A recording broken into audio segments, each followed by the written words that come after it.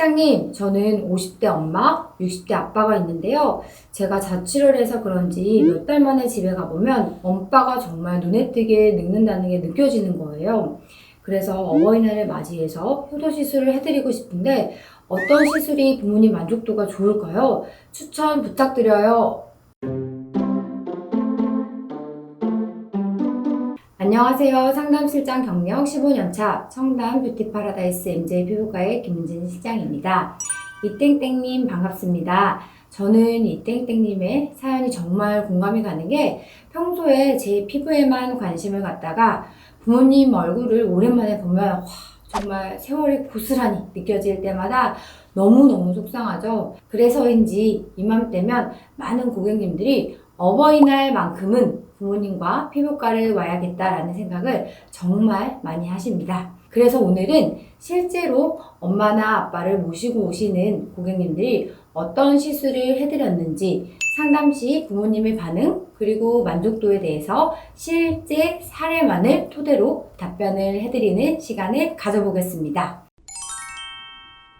MJ 피부과에서 부모님 효도 시술 중 가장 대표적인 시술은 보톡스입니다. 보톡스는 정말 너무 유명하잖아요. 아직 피부과에 가본 적 없는 부모님이라도 보톡스 하면 그거 주름 없애는 거 아니야? 라고 바로 말씀하실 정도로 안티에이징 치료의 대표적인 시술이죠. 우리 부모님의 얼굴을 떠올려 봅시다.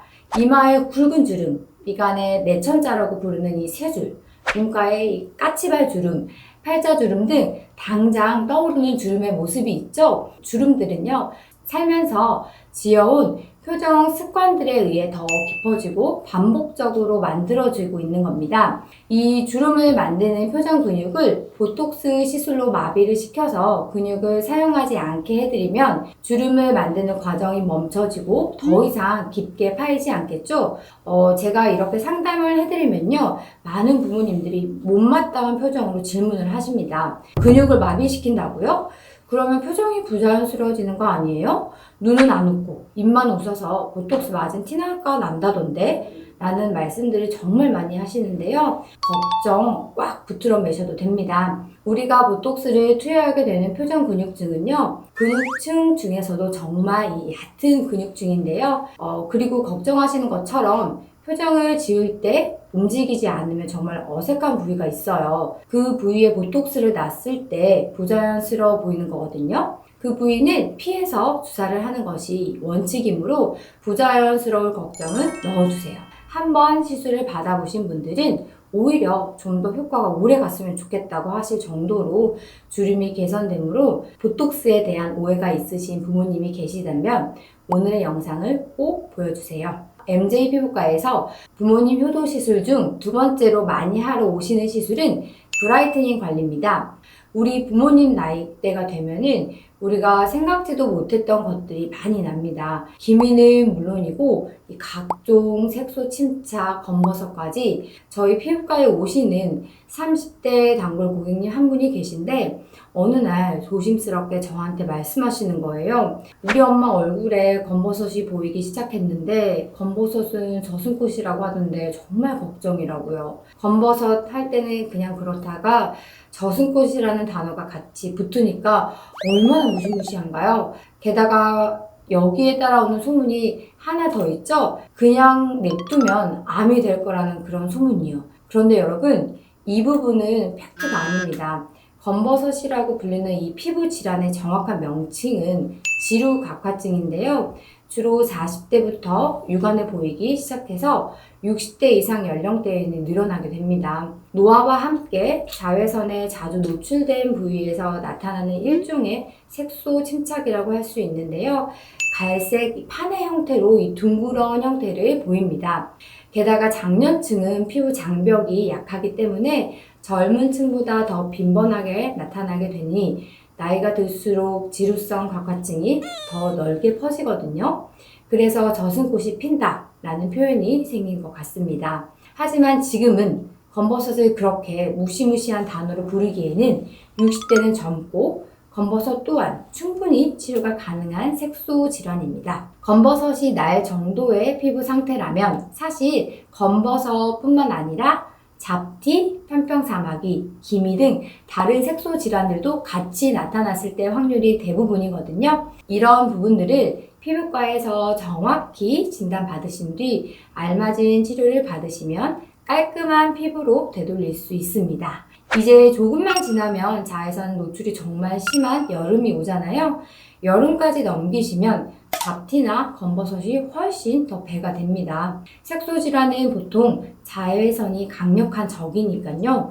그 전에 브라이트닝 치료로 부모님께 깨끗한 피부를 선물하시는 것을 권장드립니다. 세 번째, 날이 갈수록 주름지고 처지는 부모님 얼굴 확 작아지는 방법, 레이저 리프팅 시술입니다. 레이저 리프팅은 이미 부모님들 사이에서도 탱탱한 피부를 만드는 데 좋다고 소문이 나 있는데요. 소문과 동시에 부작용에 대한 오해도 많이 따라다닙니다. 한 번 받고 난 뒤에 오히려 더 처진다. 한 번 하면 계속 해야 된다. 안 하면 예전보다 빨리 심하게 처진다.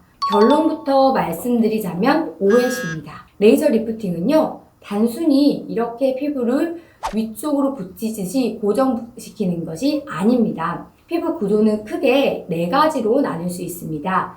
표피층, 진피층, 근육층, 피하 지방층인데요. 이 피부 구조에 노화가 오면 피부를 탱탱하게 만들었던 콜라겐이 소실됩니다. 그래서 주름지고 탄력을 잃어서 힘이 없이 처지게 되는데요. 이런 피부 상태에 열 에너지를 깊숙이 조사하는 건데요. 열 에너지로 피부 안이 살짝 익게 되면 이 피부를 다시 재생하기 위해서 콜라겐이 활발하게 만들어지게 됩니다. 이때 활성화된 콜라겐으로 인해 탄력이 생긴 피부가 중력을 이기고 위로 이렇게 올라오게 되는 거죠. 즉, 노화로 소실된 콜라겐을 다시 만드는 원리이기 때문에 시술을 더 처진다는 말은 맞지 않습니다. 제가 추천드리고 싶은 레이저 리프팅은 2가지가 있는데요. 첫 번째로 처진 살과 두툼한 살이 문제라면 초음파 열 레이저인 울세라 리프팅을 추천합니다. 울세라는 초음파 열 레이저로 필요한 피부층 깊이에 따라서 1.5, 3.0, 4.5 총 3가지 깊이로 에너지를 조사할 수 있습니다. 초음파로 피부층을 직접 보면서 시술이 가능하므로 불필요한 지방으로 인해 턱선이 뭉툭하게 처진 상태라면 지방층의 열 에너지를 조사해서 슬림하게 만들 수 있고요. 축 늘어진 피부가 고민이라면 지방층과 근육층 사이인 근막층이 있거든요. 이 근막층의 열 에너지를 조사하면 근막층이 수축되면서 리프팅이 되는 효과를 볼 수 있습니다. 또한 자글자글한 주름이 고민이신 부모님들이 많이 계실 거예요. 이런 잔주름은 고주파 열 에너지인 써마지로 효과를 보실 수 있습니다. 써마지는 주로 진피층에 전반적으로 열 에너지가 조사되면서 콜라겐을 재생시켜 탄탄한 피부를 만들어 주거든요. 잔주름, 토운, 결, 모공의 효과가 탁월합니다. 장년층의 경우 목에 탄력이 떨어지면 세로주름이 눈에 띄게 늘어지는 양상을 보이는데요. 이런 목주름 관리도 써마지로 효과를 볼 수 있다는 점 참고하여 주시기 바랍니다. 레이저 리프팅은 티나게 멍도 안 들고 상처도 없어서 티 안 나게 젊어지는 방법이므로 부모님들의 피부의 멍 걱정, 회복 걱정이 고민이신 분들에게도 적극 권장하는 안티에이징 시술입니다. 오늘은 어버이날을 기념하는 효도시술 추천 콘텐츠를 준비해 봤는데요. 제가 자녀분들과 오시는 부모님과 상담을 할 때 항상 듣는 말이 있어요. 피부과가 좋다는 말은 들어봤지만 선뜻 혼자 갈 생각은 절대 들지 않는다고요. 자식 좋다는 게 뭡니까, 여러분? 어버이날만큼은 부모님 피부 조금 더 자세히 들여다보시면서 시간이 더 흐르기 전에 부모님 나이를 젊게 만드는 피부 시술 선물을 드리면 어떨까요? 저는 지금까지 MJ 피부과의 상담실장 김은진이었고요. 피부에 대한 궁금증이나 피부과에 오셔서 차마 질문하지 못하셨던 질문이 있으시다면 댓글을 남겨주세요. 콘텐츠로 제작해서 답변 드리겠습니다. 오늘의 영상이 도움이 되셨다면 좋아요, 구독, 알람 설정까지 부탁드릴게요. 감사합니다.